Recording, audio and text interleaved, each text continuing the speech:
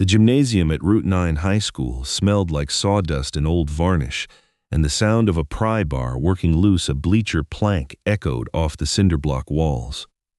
Ruth Miller stood at the edge of the court, arms crossed, watching a crew of 4 men strip the old wooden bleachers out board by board and stack them in the hallway like cordwood. She'd come because her cousin worked maintenance at the school and mentioned, almost in passing, that the district was tearing out the original 1950s bleachers to make room for aluminum ones before basketball season. 1,200 boards, give or take, all headed for a dumpster behind the bus garage. "You sure you want to look at these?" The foreman, a heavy-set man named Kurt, wiped his hands on his jeans and gestured at the stack. "They're rough. Kids have been sitting, standing, and carving on this wood since before I was born." Ruth walked closer and picked up the nearest board. It was hard maple. She could tell that much from the weight and the tight, pale grain, but the surface told a different story. Deep scratches ran the length of it. Someone had drilled a row of small holes near one end, long since abandoned. Dark paint stains bled through in patches, old gym floor markings that had transferred over decades of storage, and scattered across the face, carved with a pocket knife by some restless student decades ago, were initials, JT plus a heart. A class year, 1987, gouged deep enough to survive 4 coats of old varnish. "It's a mess," Kurt said, not unkindly. "We already figured this load's going to the burn pile behind the garage. County doesn't want the hauling bill for a proper dump run. How much for the whole load?" Kurt looked at her like she'd asked to buy his garbage, which, strictly speaking, she had. "You're serious.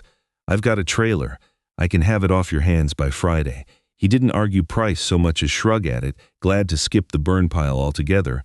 And by the end of the week, Ruth had hauled 1,200 scarred maple boards back to her farm, stacked under the lean-to beside her equipment shed, the same spot where she'd sorted lumber since she was younger than Emma was now. Ruth Miller was 41, raising Emma 15 and Jack 10, on 80 acres she'd inherited from her father, along with most of what she knew about wood. She wasn't a furniture builder by trade. She ran the farm, did carpentry and repair work on the side, and had an eye for lumber that most people threw away. Hard maple, even beat up, wasn't something you found often. Bleacher stock was cut dense and straight-grained on purpose, built to hold up under decades of stomping feet, and underneath the scratches and stains, Ruth figured there was good, solid material for benches, tabletops, shelving, whatever the farm or a paying customer needed. That was the whole plan at first. Salvage the wood, clean it up, sell it as furniture-grade maple. She spent the better part of a week sorting the pile with Emma's help, laying boards out on sawhorses under the lean-to, one at a time. "This one's split all the way through," Emma said, tapping a crack that ran the board's full length. "Firewood, firewood. This one's just got paint on it. Paint comes off. Keep it." Some boards had rot from decades stored near a leaky roof section, unusable no matter what. Others had drilled holes too close together, weakening the wood past the point of safe reuse. But a solid majority, maybe 800 boards out of the 1,200, were sound enough to work with once you got past the surface. The surface was the problem Ruth hadn't fully thought through yet. Her first move was straightforward. She set up her planer in the shop and ran a scratched, paint-stained board through it, then followed with the belt sander, then a fine finish sander, the same process she'd use on any rough lumber headed for a tabletop. What came off the far end was beautiful, pale, even satin-smooth maple, grain glowing under the shop lights, not a scratch or a stain anywhere on it. Ruth held it up, turned it in the light, and felt genuinely proud of it for about 10 seconds. Then she remembered what the board had looked like going in, the carved initials, the class year, the old gym floor paint bleeding through in a faded arc. All of it was gone. Planed and sanded away in about 4 minutes of shop work, along with roughly 1/8 of an inch of the board's face. She stood there holding a perfectly clean piece of maple that looked like it had come from any lumberyard in the state, and something about it didn't sit right with her. She couldn't explain exactly why, not yet, only that the board in her hands had lost something the moment it stopped looking like where it came from. She ran a second board through the same process to be sure it wasn't a fluke. Same result. Clean wood, no history, and a small pile of sawdust on the shop floor that used to be somebody's initials. She called Eli Turner that evening. Eli was 74, retired now, but he'd spent decades doing restoration carpentry on old farmhouses, churches, and, as it turned out, more than one school building around the county. He came out the next morning, looked over the pile, and picked up one of the unsanded boards still carrying its scratches and old paint. "You planed the history right off this one, didn't you?" he said, nodding at the clean board on her bench. "I didn't think about it until it was gone. Most people don't, first time." Eli turned the rough board over in his hands. "There's a difference between refinishing wood and restoring it. Refinishing, you're trying to make it look new again. Restoring, you're trying to keep it looking like what it actually is, just stable and safe to use. Sanding's refinishing. What you want here is closer to the second thing." He didn't hand her a technique. He walked her through the thinking instead, the way he always did. Some damage, he explained, was structural and had to be dealt with, cracks that threatened to split further, rot that would spread if left alone, splinters sharp enough to cut somebody. That kind of damage you stabilized, filled, or removed. But surface marks, the scratches, the carved names, the old paint, that wasn't damage in the same sense. That was the record of the wood having been used for exactly what it was built for. "Question you've got to ask with each board," Eli said, "is whether you're fixing it or erasing it. Two different jobs. Don't let the sander decide for you." He left her with principles, not instructions, and Ruth spent the next several days building her own process by trial and error under the lean-to. She learned to hand clean the surface first, a soft brush and mild solvent, lifting decades of loose grime without touching the wood underneath. For boards with genuine damage, splinters, soft rot pockets, she stabilized rather than sanded, working wood hardener into soft spots and easing sharp edges by hand instead of running the whole face through a machine.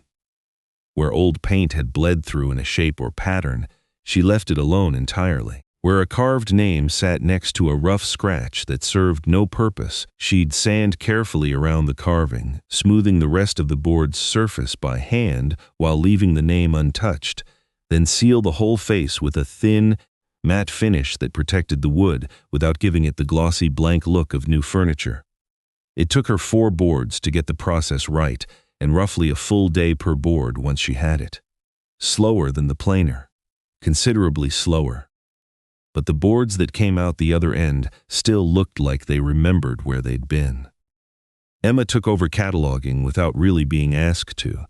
She started a notebook, the same habit she'd carried into every project on the farm, recording every carved initial, every class year, every fragment of old paint she could make sense of, board by board, as Ruth worked through the pile. "There's a bunch with the same numbers," Emma said one evening, flipping back through pages. 51.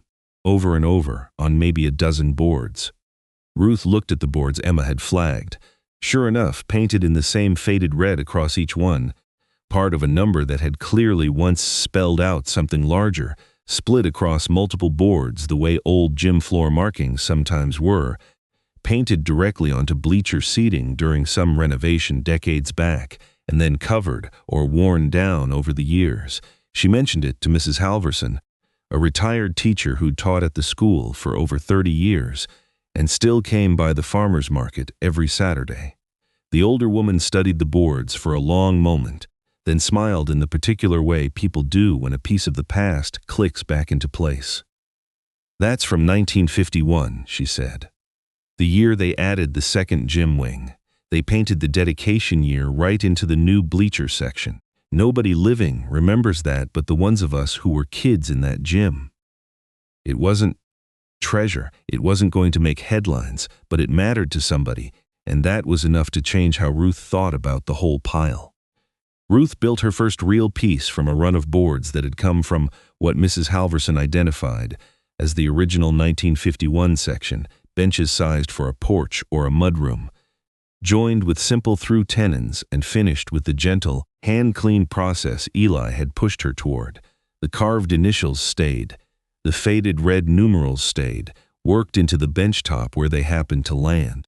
The wood looked its age, sanded smooth enough to sit on comfortably, but nowhere near new. She brought the bench to the school's fall alumni gathering, mostly on a hunch, set up in a corner of the same gym the boards had come out of. An older man in his 60s stopped in front of it almost immediately, crouched down, and ran his thumb across a carved set of initials near the bench's edge. "JT," he said, half to himself. "That's me. I carved that in 10th grade. Must be 1987. He looked up at Ruth like he wasn't entirely sure he believed what he was seeing. "This came off the old bleachers?" "Same boards. I sorted the section myself. Everybody who's tried this kind of thing sands it all off," he said. "Makes it pretty, sure. Doesn't feel like anything anymore, though." He straightened up, still looking at the bench. "Could you build me one without sanding the history off? I don't care if it's not perfect." That was the order that started it. Not a big one bench paid for out of pocket, but it told Ruth something the planer never had. The scratches and names weren't defects to sell around. They were the entire reason the wood was worth anything to the people who'd once sat on it. Over the following year and a half, word moved through the community the way it usually did, slow at first, then steadier. A handful of alumni ordered benches for their own porches, each one built from a specific, requested section of the old bleachers whenever Ruth could track it down in Emma's notebook. A local diner commissioned a long farmhouse table for its front window, built from boards still carrying old gym floor paint streaks across the surface, a conversation piece as much as furniture. A few families ordered smaller keepsake panels, a single board cut down and framed, initials or a class year preserved exactly as found, meant to hang on a wall rather than sit under anyone's coffee cup. Ruth kept the pricing modest, in line with what a solid, handmade hardwood piece should cost in a rural county, nothing that would embarrass a farmhouse table or make headlines. It wasn't a factory operation. It was Ruth, sometimes Emma sorting and cataloging, occasionally Jack carrying finished pieces out to a customer's truck, careful steps, nowhere near the shop tools. The farm still came first. The furniture work filled the slow months and chipped steadily away at what the roof repair had cost her that spring. Almost 2 years after the bleachers came out of the gym, the school reached out directly. The old gym itself was getting a full renovation, new floor, new fixtures, and the principal wanted something in the front lobby that connected the new building back to the old one. Nothing elaborate. A community table, long enough for 8 chairs, built specifically from boards out of the 1951 section, the same faded red numerals Emma had first flagged in her notebook, now worked deliberately into the tabletop, where they'd naturally fall. Ruth built it over 6 weeks in the shop under the lean-to, the same spot where she'd sorted the pile back at the very start, and delivered it herself on a Saturday morning in early fall. Kurt was there when the truck pulled up, still working maintenance at the school, older now, watching from the loading dock as Ruth and 2 helpers carried the table in through the gym doors. He walked over once it was set down, ran a hand along the surface, and stopped at a faded numeral worked into the grain near one end. "That's off the old bleachers," he said. "It wasn't really a question. Same load you were going to burn." He didn't say much else, just nodded slowly, the way people do when something makes more sense in hindsight than it did at the time. Ruth didn't push the point any further. She checked the table's level, made sure the finish had cured evenly, and started packing up her tools the same way she ended every job, quietly, and already thinking about the next stack of boards waiting under the lean-to back home.